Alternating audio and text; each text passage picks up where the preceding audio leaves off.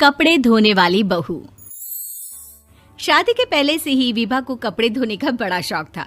कभी नल के नीचे तो कभी तालाब के पास। अरे मेरी नीली वाली लुंगी नहीं दिख रही है। विभा की अम्मा, कहाँ रखी है लुंगी? अरे वो तो विभा ने परसों ही धोकर रखी थी आपकी अलमारी में, देखो वहीं होगी।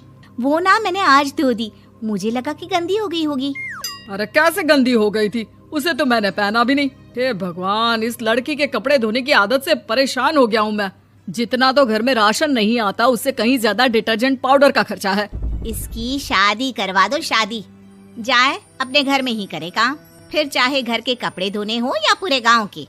हाँ ठीक बोल रही हूँ, देखता हूँ मैं कोई लड़का। वो दिन भी आ जाता है जब विभा को देखने लड़के वाले आ जाते हैं। लड़की मुझे अच्छी लगी। होने वाली सास कहती है, बेटी अगर कुछ पूछना है तो पूछ लो। वैसे तो हमारी लड़की बहुत ही शर्मीली है, जो बोल दो वो मान लेती है, इसे क्या पूछना होगा।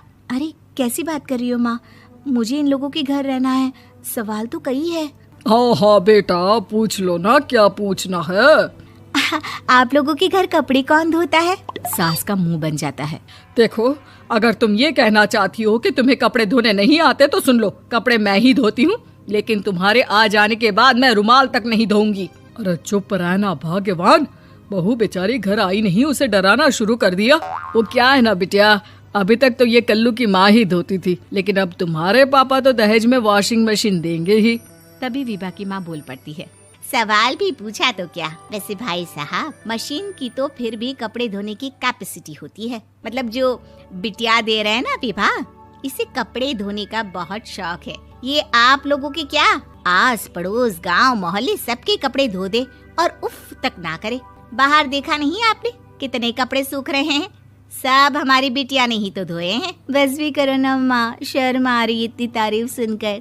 और तो और एक दाग निकाल कर दिखाओ तो मान जाओ। हाँ अच्छा, माफ करना बेटा, मैंने गलत समझा।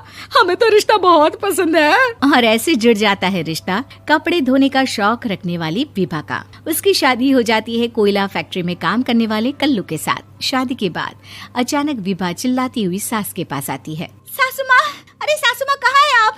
ये तो धोखा है, धोखा दिया आप लोगों ने मुझे। इसे ससुर के चक्कर के बारे में पता चल गया। अरे तो उसमें तुझे क्यों धोखा मिला है? अरे नल में पानी नहीं आता, कपड़े कैसे कब धुलेंगे? अच्छा, तू पानी नहीं आ रहा उसकी बात कर रही है। तो आपने क्या सोचा? कुछ नहीं। अच्छा, तेरी माँ ने कहा था कि कपड़े धोने का शौक है तुझे, याद आया मुझे।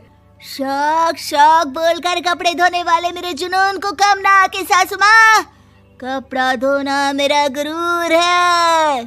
तभी पति भी वहाँ आ जाता है। अभी मैंने इसे सनी देओल की फिल्म दिखाई है, उसी के डायलॉग मार रही है माँ। अच्छा सुन, साफ साफ बता रही हूँ, पानी सुबह 4 से 6 और शाम को 10 से 12 आता है, समझी?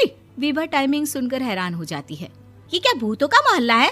सुबह 4 बजे उठकर कौन कपड़े धोता है? 4 बजे टंकी में पानी जाता है, फिर सारा दिन धोना ना, किसने मना किया? अरे कैसी बात कर रही हैं? 200 लीटर की टंकी में कितने कपड़े धो लूंगी मैं? सुबह ही उठ जाऊंगी मैं। अब क्या था, विभा सुबह 4 से लेकर रात के 12 बजे तक कपड़े ही धोती रहती। एक रोज सास पड़ोस से निकलकर कहीं जा रही होती है कि साथ वाली कहती है, हाँ कल्लू की माँ, जरा ये बताओ कि 2 साड़ी है, 2 ब्लाउज और एक पेटीकोट और एक नाड़े वाला लंबा कच्छा। हाँ तो? अरे तो क्या, कितना लोगी धुलाई ये बताओ। धोबन दिख रहे हैं हम क्या? हमारे पति सरकारी नौकरी से अभी रिटायर हुए हैं और बेटा सुपरवाइजर है कोयला फैक्ट्री में। धोबन समझ रखा है हमें?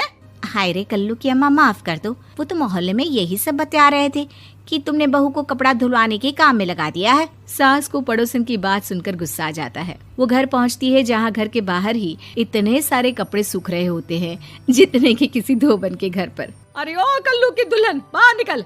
माँ जी यहीं आ जाओ, बाथरूम में चादर धो रहे हैं हम। अरे अभी हम धोते हैं, तुमको बाहर निकलो। ये आस पड़ोस वाले बोल रहे हैं कि हम बहू से कपड़े धुलवा कर उसे कपड़ा धोने वाली बना दिए हैं। अरे छोड़ो ना माँ जी, किन लोगों की बातों में आती हो?